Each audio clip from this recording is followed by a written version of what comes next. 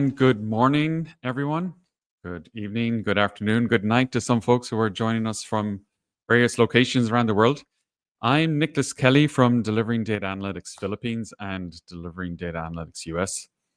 It's a pleasure to be talking to you today about a topic that is very near and dear to my heart because I'm a big proponent of data analysis and working with data, as our company name would suggest.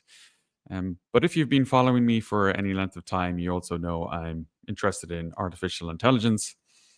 And first and foremost, we are a consulting firm. So we get to see what's going on in the world of analytics and AI and what our clients are demanding and expecting. And in this session today, I'm going to share with you what we're seeing, both in terms of the skills that we're being requested to provide to our clients, but as well as the evolving role and nature of the data analyst. I'm going to be sharing with you what we actually see, not the stuff that's theoretical and conceptual ideas in theory, but what's really happening on the ground. So with that in mind, the format we're going to use today is, if you do have questions, I want to make this more of an interactive session, so more Q&A, more back and forth. If you do have any questions, pop them in the chat anytime. So this is live on LinkedIn as well as YouTube. So if you're having any trouble with either of those platforms, you can switch to the other one. On LinkedIn, we're on Delivering Data Analytics, so you can just search for Delivering Data Analytics page. You'll find us there. Same with YouTube, Delivering Data Analytics. You'll find us there on YouTube Live. Okay, so let's just kick off and get into the topic at hand. And basically, I want to share with you 10 skills today. 10 skills that you can look at and go, okay, I can use this in my day-to-day. If you're a data analyst, okay, what are the skills you can actually start using now? What AI tools, but what are the skills you need to develop? And I think that's more of the question of the day is, if you are a data analyst, what do you need to develop to make sure you're still relevant and that AI doesn't take your role? That fear is there. As well as, if you're a manager or a leader in your organization and you do currently have data analysts, what do you need to be equipping them with so that they are staying cutting edge and also delivering more value? So it's not a question of, do I lose my job or are we going to get rid of people? It's more of a question of, what more can you do with what you have, right? So keep that top of mind. Why am I talking to you today, and who am I to talk to you about any of this stuff? Well, back in the day, it was back in the early 2000s. Well, 1998 is when I started my degree in computer science, and I had the very good fortune to study artificial intelligence with Professor Derek Bridge.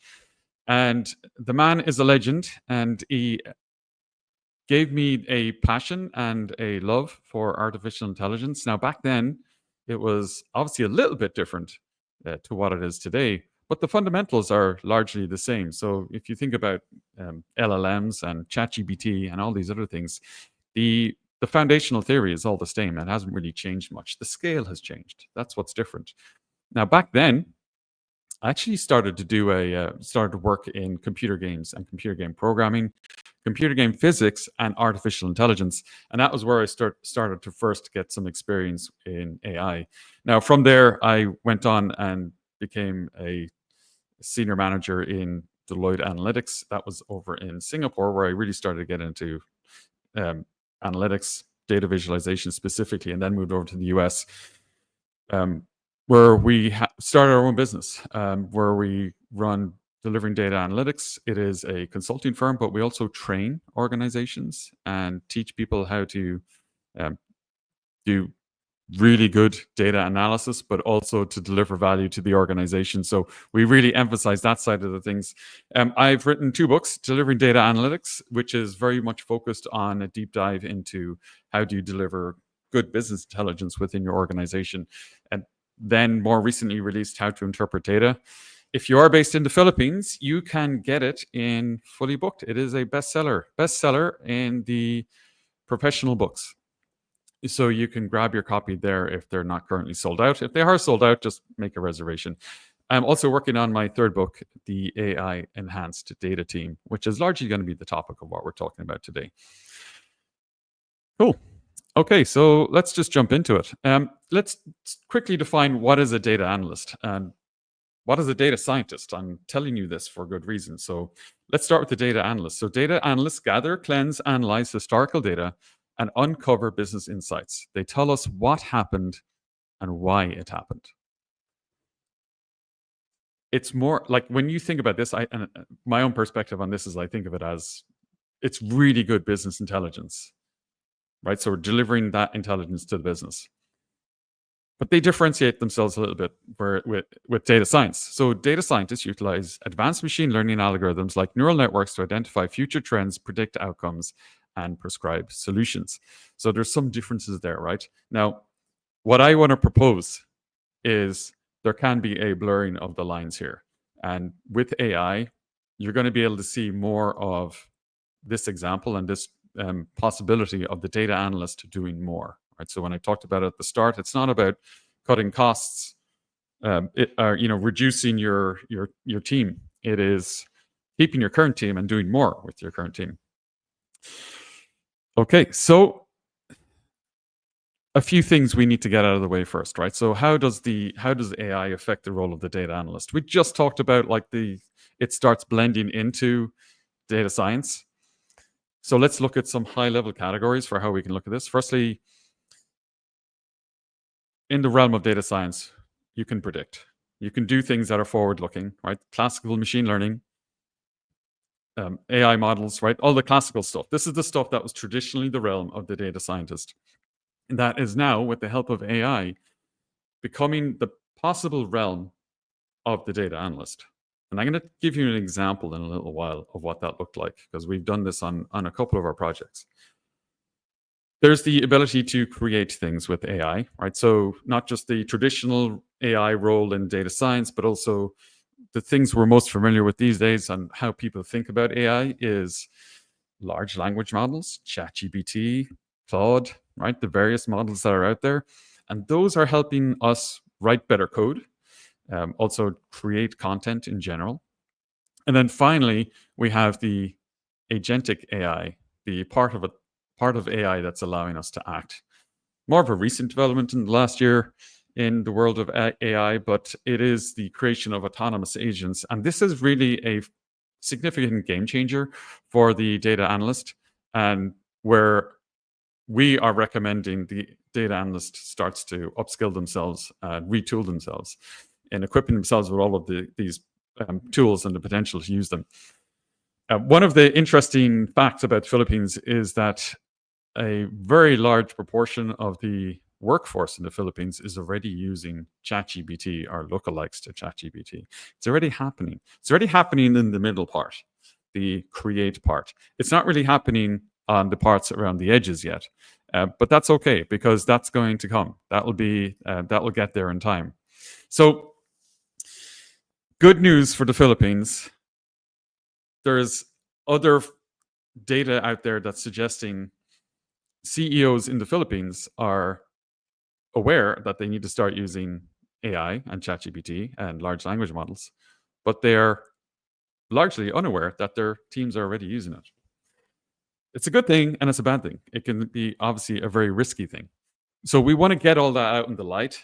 We want to equip people with the tools and skills they need to be able to doing this within part of a wider strategy of the organization and using AI.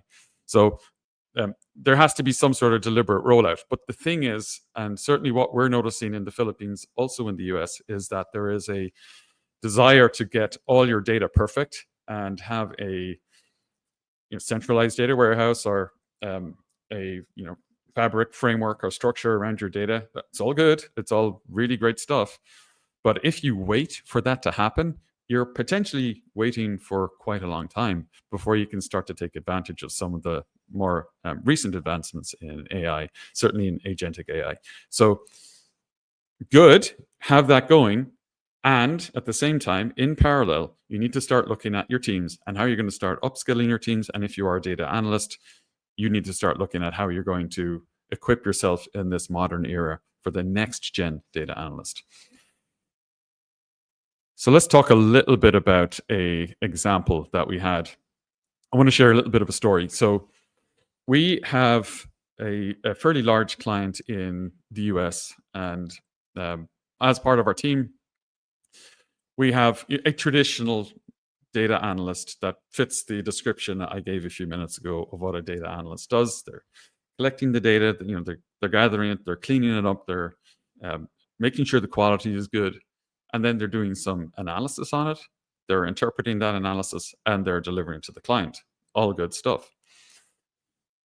About 6 months ago, we started to see if we could retool this analyst and get them doing more of that first column I showed you, the predict work. Can they do more of the predict? So we wanted to see, could we do more of this on the left? Could we take someone with that background uh, and make them do data science or support them in doing data science? We put them through a roughly 2 to 3 week program, and we had done all our research on all the latest tools, what makes sense in using AI and different frameworks and structures and approaches, and how can we take someone with an existing data analyst background and make them do data science work, or enable them or support them to do data science work. Now, I'm not saying this is a replacement for a data scientist. It was a test to see if we could do it, and I will say it was largely successful. The challenge is you can only do so much in a couple of weeks of training, right? So you can't get super deep into all the various models, but you can get someone who has a background in data, pretty good and pretty dangerous in being able to do some data science work. So they ended up doing a forecasting model for our client, and it went very well. The client was delighted. The client was actually anticipating that they would need to go hire a data scientist. And we said, hey, hang on a sec. Let's try this first. And having done a lot of data science projects in the past and being the one ultimately pricing that work, 10 years ago, that's kind of the stuff that we had this data analyst do over a course of a few weeks would have taken a team of data scientists months, and they were able to achieve it with the support of various AI tools in weeks. Now, this required a few things of our data analysts, right? They had to get good at using Python, which they weren't really exposed to. So most of the work was done in Python, but they had the support of some large language models to help write the code, some other AI tools to help them verify what they're doing is all correct and is all above board, and a very tight connection with the client. And so that's one thing that we're noticing is with more use of AI, it's actually necessitating a closer connection with the client. And you're going to see in the top 10 skills that I'm recommending towards the end of this session, a lot of them are going to be human focused, customer focused, or client focused. So it was successful. It went well. Hence this top 10 skills, right? So this actually worked. The process of training and upskilling an existing data analyst to do some data science work was successful. But that's not the only thing you can have AI help you to do. You can get help with data engineering. You can get help with dashboard design or data visualization, requirements gathering. There's so many things you can do. So let's look at what makes a good data analyst without AI.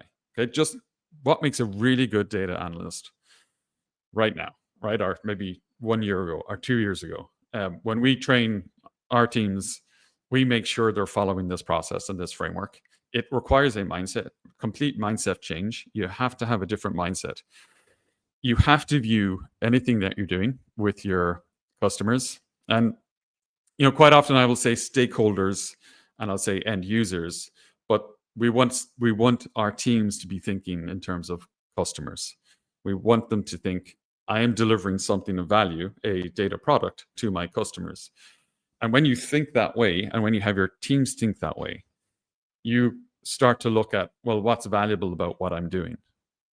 Why will people use it? Or why will people buy it, right? So there has to be inherent value in it. So when you take a product mindset approach, it changes how you're going to do everything.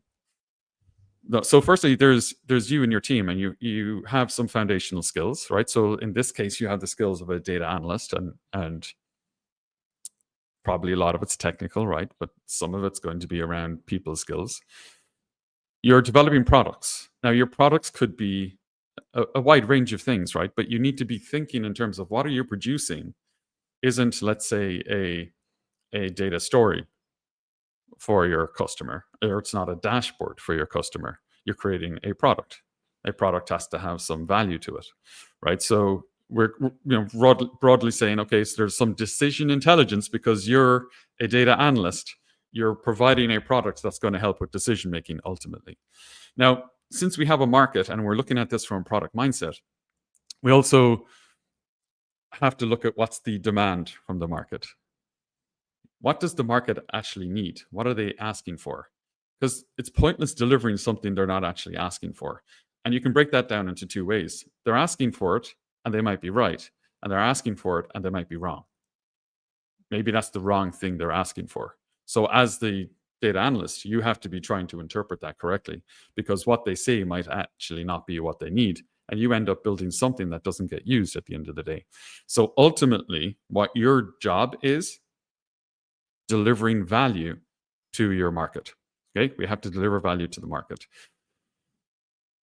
You should be doing this as a data analyst already. Like, none of this requires AI.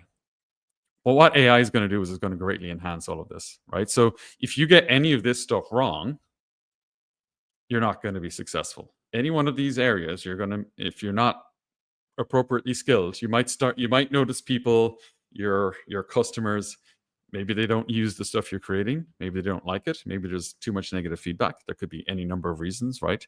But ultimately, it's going to come down to this grid, to this set of, it's effectively a scorecard in how you're doing. Now, another way to look at this is, and excuse that it is rather verbose and extensive, but if you look at a competency matrix for a data analyst, and we'll share this with everyone who's attending, right? So we'll email this out. Don't feel you need to take notes. We'll send you the slides.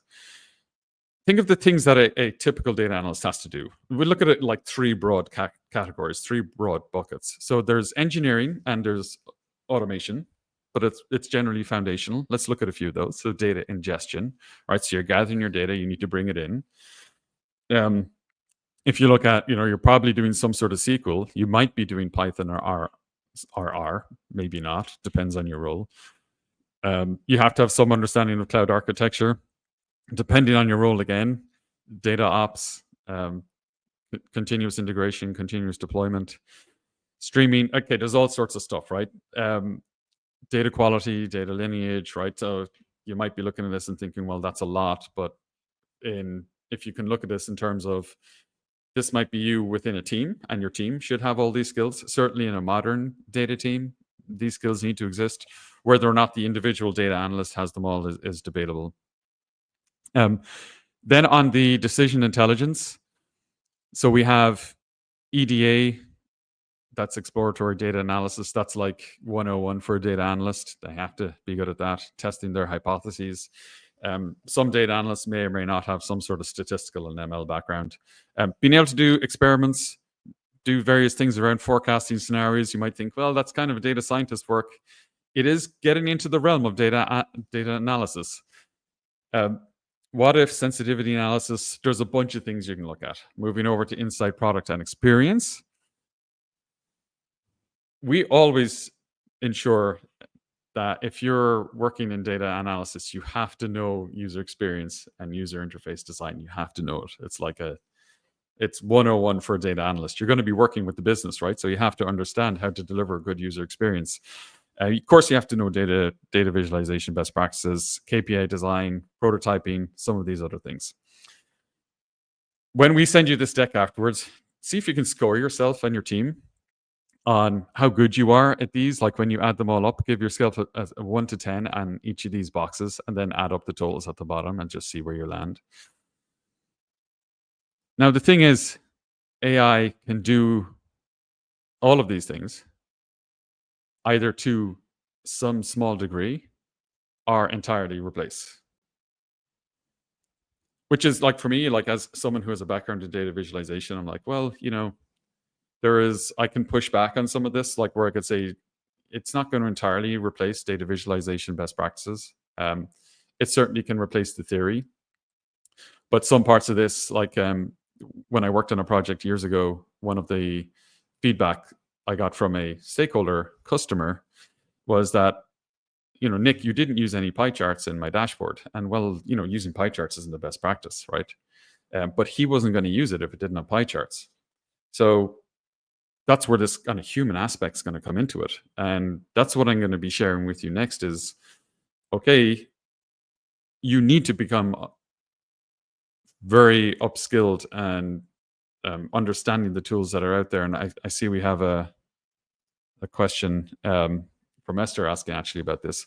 What AI tools are popular right now? I'm going to show I'm going to show some examples later on of a couple of tools, but just to shout them out right now, we're tool agnostic, and the tools I generally recommend, I try to stick with open source as much as possible. But N8N is one that's being used quite a lot.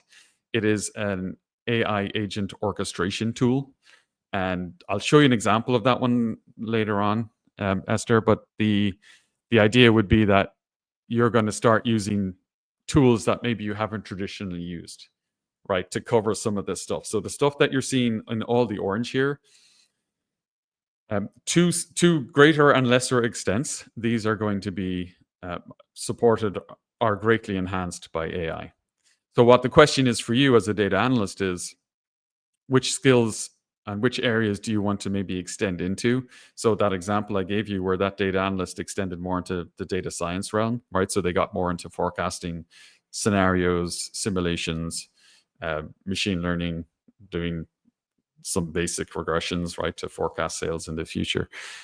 That's something that they wanted to get into. So we were able to put them on a training track that would get them into that sort of frame of, okay, well, what tools do you need specifically to extend your skills into that realm? So yeah, and then there's other tools like Airtable. I'll get into those. I'll talk about those. But thank you for that question. And folks, feel free to keep them coming. I can answer them as we go. So what skills do we need, do I suggest you get? And the thing is, if you start replacing everything with AI and you start getting all the latest tools, right, and you forget that you need to bring people on a journey, it's really risky. So we had a couple of experiences with this where both on our side, like we were working with our clients and using more AI, and also on the client side, we were training their teams how to use more AI and AI agents. One of the things that came out as a risk was that it dropped the actual human engagement. The customers, those folks that are the most important part of the whole analytics experience and journey, is they were being left out, right? So while you can use AI to do, let's say, like persona design, right? So I'm designing for these customers, it's a HR manager, what things do they need to care about? What we found is when we traditionally do that work, we actually go sit down with people and have a conversation and understand, hey, what's your Monday morning like? What's going on? What's on your mind? What are you struggling with at work right now? How can we help? So that's getting lost, or that can have the potential to get lost. And it's very risky because one of the things that we end up emphasizing a lot is the importance of change management. And so when you're bringing in new data, new findings, and you have the potential to transform the organization, you're introducing massive change. You're introducing wholesale change. It's very big, right?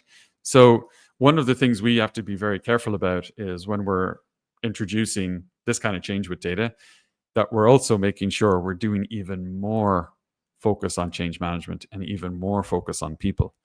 So that's the risk, right? So if anything, as a data analyst, you're going to need to start focusing more on your people skills, your ability to engage with the business and understand what they need, because you're going to be able to, even if you don't change anything about what you do in your technical competence and you start to use AI to enhance what you're doing, you're going to end up having a whole lot of spare time. You're going to be able to do things way more effectively, much faster. So you're going to have the time to actually work with people more, and you're going to need to do that. That's going to be one of your differentiators in the future, is your ability to engage and understand the business even more. So I know we have a couple of questions coming up here. Okay, so Para, so you're asking, what's one AI tool or automation every entry level analyst should master? If it's a tool, I'll go with Paris. There's a reason why I said N8N, right? Like that one is just it's one of these completely new foundational tools you have to have. You're doing anything with AI, you need orchestration. So N8N, I'm saying N8N because it's open source. You can download it; it's free, right? They also have a hosted version that you can pay for. So I would recommend N8N. So it's the number N, the letter N, the number 8, and then the letter N. You can just search it into Google, you'll get it. So or any other orchestration tool, but I recommend that one because it's open source. So basically what that does, and I've got an example later on, but basically what it does is it allows you to think of like a tool like Zapier, right, which was like it still is a great automation tool. But let's say you could take a workflow. I'll give an example. Let's say you're a HR recruiter, and a big part of your job is going screening candidates and doing research and figuring out what skills are most in demand, what you should chart, or what's the going rate, what are their salaries, all of those things. So you could set up in an orchestration tool. You could say, okay, step one, go to LinkedIn and gather a pile of job posts that are similar to the one we're looking for. Great. Now put that into ChatGPT and look for the skills or roles that we're looking for, and determine what is what salary we should be paying to be competitive, right? Then maybe the next step is, okay, go put this into our Teams or Slack, and post that insight in there. So Monday morning, all HR managers or recruiters are looking at that. It can go on and on, right? You can have this whole range of things that can be going on. Then you can do some analysis, right? You can build a model within that whole loop in your orchestration layer, right? And the model's going to go do something, right? And it can do some analysis, and then it can put that analysis into some sort of output, like in Google Sheets, and then you could take that and that goes into some other tool. So to directly answer your question, Paris, N8N is the tool is that you should be looking at. You can plug in Python. It's got its own models. It does. You can plug in like another tool I'll throw out there is Airtable, but you pay for that one. But we're seeing that being used quite a lot. So let's say on a simple level, it might be, okay, we're going to pull in 5 different data sources. We're going to do some basic modeling on it and come out with some sort of analysis. It's really good for data analysts to do this like quick ad hoc work. In lieu of having a very well unified architected data structure, data strategy, data governance within your organization, right? That there are things you can start doing right now that you don't have to wait for that. So we actually have a client who onboarded a new chief analytics officer, and which is great. You need it. You need the organizational structure around analytics. But the flip side is his goal is somewhat legacy thinking, in that he wants to get the data architecture perfect before doing anything with AI, it's totally understandable, but it's going to take a year. So what's going to happen, right? Their competitors are going to start doing all this stuff around the fringes and optimizing operations where possible until good governance is in place. That's going to greatly accelerate them already. So that's the risk, right? Don't wait for everything to be perfect. So Paris, that's a great question. Well, I'll just take a couple more questions while we're here on the topic. Is it worth? Yes. So Esther is it worth learning specific tools right now if things are changing so fast? Yes, 100%. Great question. Things are changing very, very fast, like ridiculously fast. But some of those foundational things, like orchestration, is here to stay, right? So there's basic concepts that you need to get on board with, right? That you just have to accept. That's how things are now. So orchestration. is definitely one of those. Thank you for that question. Okay. Okay, let's jump back into it. So we need to bring people on a journey, right? So that's one of the big takeaways I want you to have from this session. So some other things to keep in mind. So what are the 10 skills, right? So you came here for learning what are the 10 skills a data analyst needs to learn. These are the ones on the right? So let's assume everything on the left is within the reach of AI to varying degrees. These are things that you can use as a typical data analyst. The skills in orange on the left side are sort of like table stakes. You should be able to do these anyway. Not all of them, right? Some of them you're not going to be doing as a data analyst. But now with AI, you can do all of those ones in the orange. Some things you need to change, right? So here are the 10 skills you should have as a data analyst going forward. Consultant mindset. You 100% have to have a consultant mindset. And this goes back to the customer product perspective. You have to be viewing, even though they're going to be internal, right? They're going to be people that you work with, colleagues you work with. You have to view them as a customer. This requires the mindset of being a consultant. If you're thinking like a consultant, you're also thinking like, hey, they're going to measure me on my performance. What value am I bringing to this organization, to this customer? Right? So you have to be thinking that it's a consultant mindset you need to have. The next thing we need to look at is the level of customer interaction you're going to be having. So when we train our analysts, they're always trained on how to run requirements gathering sessions, how to run workshops, how to run a good interview, right? And so these basic interactions that you have to have with people to understand what's really going on. So in my second book, I wrote about one of the ways you can do this is asking the 5 whys. And you can check my LinkedIn profile. I did a post on this a while ago. The 5 whys technique is a great technique that you should learn as a data analyst. If you don't already know it, is to keep asking why until you get down to the real truth. It was a process that was created by the founder of Toyota in their manufacturing process. Is asking the 5 whys gets you down to ideally the root cause, and then you go solve for the root cause. So quite often what happens in business is that we end up with like okay, I'm going to go answer this question because the business wants it answered. But it's actually at a very surface level. What we should do is trying to get deep down as we can with the people side of it and understand what's the real driver of what's going on, and then go solve for that. Go query our data or work with the data to try and answer what's going on with that. So that's one technique, right? So you need to get really good at customer interaction. App development. So like what's app development? I think this is one of the biggest changes you're going to have as a data analyst. You have to get really comfortable developing apps. Now, what's an app in this case, right? So you might be thinking software and things like that. Well, it is software. But with the modern AI tools now, you don't have to actually write code. There are no code or low code AI solutions now that you can use. And why would you use them? Well, you can integrate your systems, you can integrate data, you can do so many things with it now and not have to wait. So we had one of our analysts was waiting on a client in the IT organization to build a view and connect 2 different data sources before they could do analysis. And kind of legacy company, taking them a while to do it, not really doing it. It's a fairly trivial task. So we had the analyst just go, okay, look, use a tool to connect the systems real quick, and some minor customizations, right, that they had to do, but it was all no code.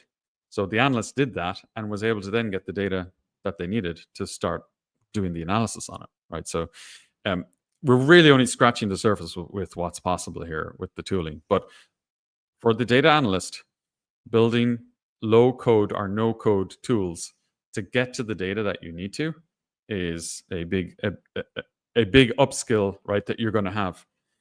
You mightn't think of yourself as a software developer. The tools have come so far. So I would suggest putting in the realm of possibility for something that you should start looking at. Let me just take this question. Niharika, I hope I'm pronouncing your name correctly. Any soft skills you want to recommend that help a fresher getting getting a job as a data analyst easily. You know, we've been hiring um, recently, and one of the things that we are looking at is like if they don't mention they use AI anywhere, they're not getting hired, right? So that's thing number one, right? So it's like we're looking for that, but we're also looking for the modern AI tools. So have they gone to the effort of understanding like what are the latest AI tools that are out there to enhance their role? So, um, let's say for example, as a data analyst, right? If we're hiring for a data analyst role, I want to make sure that they're upskilling their soft skills. So just like you're saying, like these soft skills in the AI stuff should be a given. We should see it in their resume. That's like, hey, they're using AI to do these various things. Um, Great. So we don't expect they're going to be spending all day manually looking at data quality. They should be using some sort of tooling to do that. On the soft skills side, to get to your question, um, what we're looking for, and I think what data analysts should be looking for is, let's get to it. It's item number 4 on this list. I've called it behavioral economics, but it's basically the whole point of doing analysis, which is to change behavior, to change the behavior of people in the organization so that they are making decisions that is driving a return on investment, delivering value, basically. So, what I would like to see as a soft skill is understanding how to influence decision making. I want to see that. The um, chapter, I think 12 or 13 in my second book is all about that, right? So it's like, um, how do you ensure that all the work you've done, the hard work you've done, all your training, all your work in data is actually going to move the needle, right? So that's what I would love to see for a new data analyst is a heavy focus and emphasis on that specific soft skill, the ability to understand how they can influence behavioral outcomes, because that's all it comes down to, right? Now, a part of that, you could say a stepping stone to get there would be data storytelling. So we need to see that. That's all. That's like table stakes for a data analyst. But um, the reason I haven't put that in like AI, what AI can do is you need it to be that human interaction, right? We talked about that journey and that story you have to have with people. You have to bring them on a journey, and part of that is data storytelling. I always say this, right? Like data storytelling gets a lot of emphasis. It's important. Great. There is the bigger story. There is the bigger data story. There is the story of people around data. As the data analyst, you play a key role in bringing people on that journey. So another soft skill I really want to see is change management, change orchestration. The ability to understand that you're introducing change with data, you're going to have to know how to manage that because no one else does, right? Unless you have like change professionals in your organizations, which some organizations do. But if you don't, and you don't have that skill in the organization, all of your work may not have the full impact it could potentially have. So I would say those two skills. It's a great question.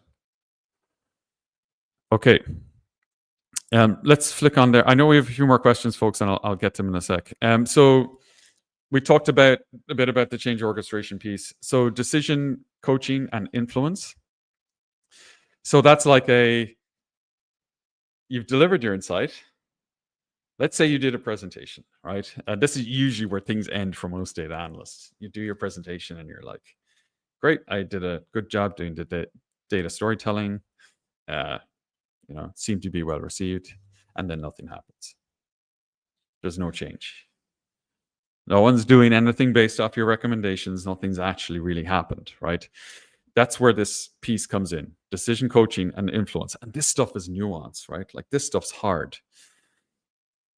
As a data analyst, right? As one person, how do you start to shift the mindsets of other people to start acting on data, right? So many organizations end up going, okay, we need to work with data, we need to use AI, we need to do all these things, but they're not actually really willing to change, and that's hard. So this is one of the hardest things, hardest soft skills for you to develop, is How can you start coaching people to start making decisions with data? Let's say you don't have the top-down buy-in from your organization, right? Let's say culturally your organization isn't there. Do you just stop and kind of throw your hands in the air and say, well, no, you can't do that? If you do that, maybe your tenure at the company is going to be limited, right? You can be using AI, and that's great, and that's going to save you, right, to a degree, right, where your ability to do more with less. But if it's not actually moving the needle, right, you're just doing more stuff that's not influencing the decision in your organizations, right? So that's like kind of the flip side of using AI. You're going to become more productive, do more, but you're actually not really moving the needle for the business still, right? And that requires a human interaction. So that's one of these areas, right? So can you start to look at yourself as someone who can help? Um, there's that book, How to Win Friends and Influence People, by Dale Carnegie. I think brilliant book. Like read that book just for this little section alone: decision coaching and influence. How do you influence people? I talk about it a bit in my second book, but you should really get expert at this, right? It's like the ability to bring people on that journey and get them involved in making decisions using your data, using your insights. Cool. Okay, so a couple of other things, right? So ROI measurement. If you're doing stuff and people aren't actually hearing that it's having an impact in your organization, right? So it's like, what is it that you're doing? How are you measuring the behavioral impact of that? But how is it affecting the bottom line of the business? If you can measure that, you're going to make it so much easier for you to do more work in the future, right? So that you can say, hey, well, 2 months ago, I saved the company $200,000, or let's say 5 million pesos, or whatever it is, right? That they're going to be more open and more amenable to you doing other work, and maybe work that's more interesting to you. So that's also going to change. Remember when we talked about this product mindset, right? That you need to understand your market, your customers, all of these things. If you know going into a project that you're going to be measuring the outcomes of it and the ROI on it, you're going to be very hyper aware of how you're going to do that and how you're going to set yourself up for success to be able to do that. So that's one thing you're going to have to see, like measuring yourself, the ability to do that. And then finally, the data culture piece. I think we kind of covered that like to a degree, but it's hard to shift culture by yourself without a top-down mandate. If you're a manager, you could do it with your own group, maybe with your own department. The ideal situation is you're doing a top-down, bottoms-up approach where you have senior leadership buy-in. They want to do it, but you also start having champions and various influencers within the organization shifting the data culture. But you should become an advocate of evolving the data culture, right? You should be the one that's like singing this hymn every day. Right? It's like, and not in a negative way, not in a like a kind of burnt out kind of way, like a just energetic kind of like, let's start doing this, let's use data. You can start to do it in like every meeting you have. Practice what you preach. Bring data to every single meeting you have. Hey, I saw this statistic on da da da da, right? Like, just make it part and parcel of every interaction people have with you, right? So you can start doing that bit by bit. Folks, I know we're kind of getting near the end of time here. I do want to show you some examples, but also let me answer a few more questions. Okay, Esther, do I still need to learn data science fundamentals, or can AI do it for me? Yeah, you know what? We had when we did that story I shared. We did train the fundamentals of data science on the models that we were going to have them build.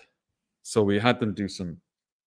They ended up using this model called Profit, which was developed by Facebook. It is a way of forecasting sales when there's quite a bit of seasonality involved. Yes, it is important. It is important that they know the fundamentals. They really need to know the fundamentals. However, they didn't need to know all the exact libraries they would need in Python in order to do that, right? So we had them use two different LLMs to write the code that would do that. And basically, you play each LLM off each other, one to write the code, one to validate, test, criticize, right, until you get to a good code base. But but yes, they needed to know the fundamentals.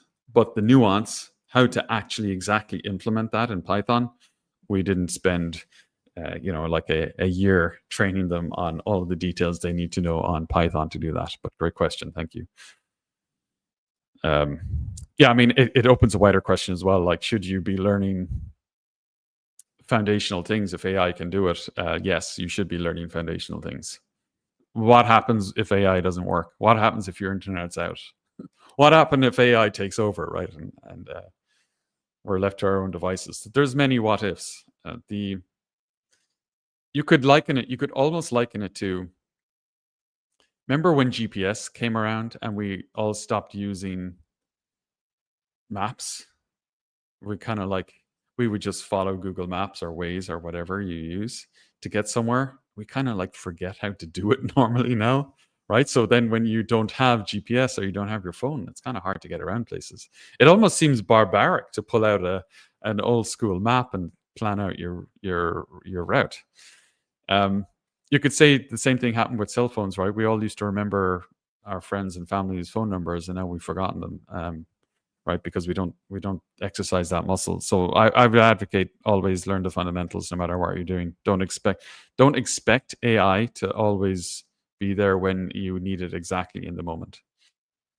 Also, it's like it looks really bad if someone asks you, okay, well, tell me about the profit model and how that works. And it's PROPHET. It's not profit as in PROFIT.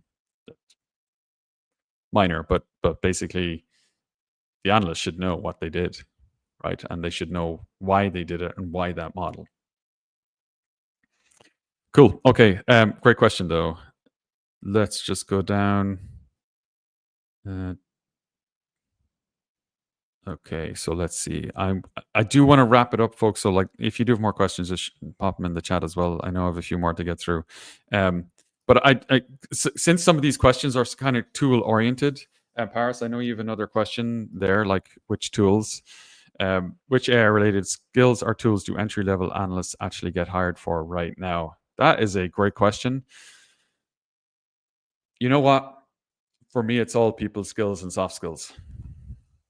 Because of AI, we can train you on the AI stuff. I don't care. All completely trainable. I don't care. What I care about is your ability to interact with the business. Because AI is not really going to help you a whole lot there. It can help you a bit, but not a whole lot. So yeah, to answer your question. But here's an example. So I wanted to show you an example of like a kind of end-to-end pipeline using various AI tools. This one's probably using like four or five. So this was orchestrated using N8N, but you don't see any of that here, right? So basically, the analyst had been tasked with building some insights for a set of executives, right? And so the tools are basically going off researching those executives. So who are they? What do they care about? And then what should they care about? So it's kind of doing like the persona design, the persona work there, understanding who they are, what their goals are, what they need. And then it's pulling data from internal and external systems and then presenting it to them daily, customized and tailored to their role. So the COO is getting a certain take on this. It's all the same data. They're getting a certain take on it. The COO is getting a different take. CFO different, right? So it's all the same data, but it's being presented slightly differently. And this stuff gets you thinking is like, okay, well, is this the end of dashboards? Well, no. It's more of an and situation. It's not like replacement of dashboards, but it's a different interface. It's a different way of presenting the data to people, and so it's like we shouldn't say no to this just because it's like a different tool. It's like I largely built my career on dashboards, but I built my career on dashboards because it is one of the main interfaces to present data, right? but I'm not wedded to dashboards because there are other ways to do it. What if you got like in the morning a behavioral nudge in Teams? Hey, you should quickly call so and so to talk about the latest findings we had in our sales report. Oh, here's their number, right? So it's just like, okay, click, calling them. That's a behavioral nudge. Remember when we talked about that example where um, like behavioral influence and trying to navigate different types of suggestions and behaviors like behavioral nudges? That's an example of that. We don't always have to have the interface being a dashboard, right? It can be other things. It doesn't have to be slides, right? You don't have to present it necessarily. There can be other ways of doing behavioral nudges. Indeed, I'd argue a dashboard is quite a hard way to do a behavioral nudge, as well as presenting findings in a meeting, right? What you want is to present behavioral nudges in the moment where they need to make a decision or when they're available to make a decision. So a great example of that is, like, let's say in advertising, let's say, so you might get texts or SMS messages with different promotions, right? And so, for example, we did work years ago where it was basically advertising to go to various restaurants, different stores to buy different products. Okay. So what if you got a text? You're in the middle of a meeting, right, at like 3 p.m. in the day, and the text is, "Hey, you can get 50% off if you drop by here. Go to this store, go to this restaurant." It's like you don't even read it, right? And probably disregard it. Versus, it's the end of the day. You're hungry. It's dinner time. You're about to leave from work. Right before you get in your car, or when you get in your car, you get a text saying, "Hey, why don't you drop over this restaurant on your way home? Here's a 50% off coupon." You're way more likely to use it. You might not use it, but you're way more likely to use it, right? That's a behavioral nudge. That's what we need to be doing as data analysts. We need to be looking at things and like, how can we nudge behavior and influence the decision making to the best of our ability? These tools are going to help you to be able to do that. I want to show you one more, which is an example of N8N. And this is sort of like what orchestration looks like. So when you start orchestrating all the various functions, and like this is arbitrary, folks. I'm just giving you this as an example of like what it sort of looks like, right? So for example, you get some data from somewhere. Maybe it's a CSV, some sort of file. Let me make this bigger. And then you pass that off to generate some additional content, or right, some sort of bot or generative AI large language model. In this case, we're using Gemini and doing some other things, some modeling, giving it some other inputs. We're formatting the output of that. And this, in this case, is getting posted to X, is getting posted to LinkedIn, but you can imagine that to internal systems. You can see another workflow here where it's using some sort of trigger, some sort of event, and then it's getting data, it's parsing that data, it's doing some very, very basic filtering, and you could potentially do whatever you want. You could do some modeling, like whatever. It's going into ChatGPT, OpenAI, it's being output into an Excel, and then it's being posted into a Slack channel. Right? No mention of a dashboard here. Right? It's all going where the user is. Where is the user right now? In some cases, the user is going to be in a dashboard, in which case that's a great place to surface the insights. In some cases, maybe they're just on their phone all day. Okay, we need to meet the user where they're at, right? So all of this orchestration allows us to start to be able to do that. It puts it in the realm of the data analyst. You don't have to engage a software developer. You don't need like a big, massive IT team. What you can do now is a lot more, especially on the side of getting people to actually act on the data that you're working on. Okay, cool. So we've only got a few minutes left, and let me look at some of the other questions we have. Esther with, should I still learn to code in Python? You know what? I taught Python to elementary kids this year. More out of like, it's a passion, and also our kids are in elementary, and so like they were attending.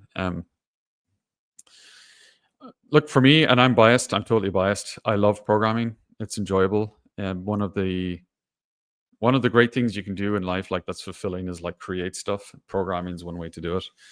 So, um, I would say as a data analyst, yes, you should. Uh, I kind of think everyone should, but as a data analyst, I think you need some sort of skills in Python and just programming in general, understanding programming principles. If you think about it, right, like our future is going to largely involve AI and machines, right? We need to know how to program those. So I think it's a foundational skill. Even though you can get AI to write Python code for you, I think you should know how to read that code. You don't have to get super deep into it, but you should know how it works. So at least foundationally. So yeah, thanks for that question. Okay, I'm gonna take two more because I know we're kind of out of time here. So let's jump in here. Paras, you're asking, if I'm starting my data analytics career in 2025, how do I stay ahead of others who are just learning Excel and SQL? Hey, Excel actually has a really good integration now with OpenAI and of course Copilot. You can do a ton in Excel. You can do really a ton of cool stuff in Excel now with that. If you haven't heard of him, there's a gentleman called David Langer, David, then Langer, and he's a Microsoft MVP because he's a staunch supporter of using Excel. It is like the most used BI tool in the world by some margin, and now it's AI enhanced. So Paris, maybe not exactly the answer you're looking for, but like I would say, yeah, you need to be good at Excel, but you can use Copilot now. And but for me, if I'm hiring data analysts, if our clients are hiring data analysts, and if they're asking me for the skills, I am going to be there's going to be two sides to this. There's the soft skills, have to have them. They're like they're like you just have to have good people skills now because AI is enabling your teams to do more, right? So it's harder for the people that like to be like, I'm just going to go in a corner and do my programming and build my models. It's going to be harder for those folks to be successful because the folks that are super extroverted are now getting the skills where they can do some of this more technical stuff. So I'm looking for two things. I'm looking for soft skills, and I'm looking for how are you equipping and enabling yourself in AI? How are you going to save me time? Basically, I don't want you sitting down writing SQL for like 8 hours a day. I want you like looking using various models to write your SQL in 1/10 of the time, and then do other stuff. Do other stuff that's going to like enhance what we're doing in the organization. I want you very focused on value. How you're going to reduce costs in our organization. How are you going to increase revenue in the organization? There. If you're thinking that way, like that's a really good sign. That's a very good indicator. Cool. Um, I think we're good. I think I got to all the questions. So, everyone, thanks for joining. Appreciate it. This will be made available for download and on YouTube, and we'll send you along. If you registered, we have your details. We'll send you along the deck, and if you do want to reach out, just let us know. So, there's a few things to be aware of if you are in the Philippines and you are interested in doing some more with us. So, we are starting a training program in the Philippines at some point in the future. If you want to be updated on that, just follow our Delivering Data Analytics Philippines page on LinkedIn. It'll be posted there. You can also follow us on our socials. So we're on Facebook, Twitter, all the usual places. Or contact us directly. Reach out to me if you want directly. It's all good. So some of the contact details here. Deliveringdataanalytics.com/PH is our website for the Philippines. LinkedIn and Facebook. You can find us there. So we are finishing on time, precisely on time. Thank you, everyone, for your attention. It's been a pleasure. Thank you for your questions. Reach out if you want to touch base with us and stay connected. Thank you all for your time.